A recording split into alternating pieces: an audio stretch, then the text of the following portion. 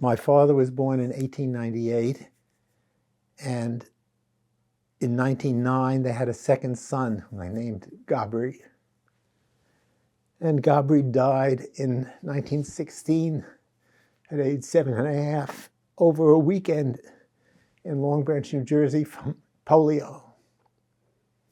There was apparently a bad epidemic that summer, and he was like the first victim. So after that, apparently my grandmother had always wanted a little girl, so they adopted a girl at age 2 from an orphanage in New York.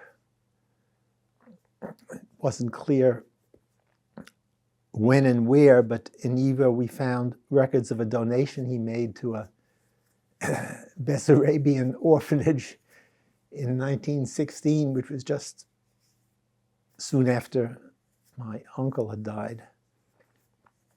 So we haven't been able to track anything further, but she was very dark, and some of my family thought that her parents were probably Syrian. They may have been killed in an auto accident, we're not sure.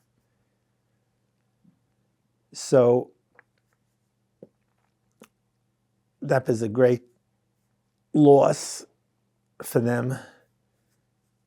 And my parents got married in 1922, and for 14 years there was no sign of a grandchild.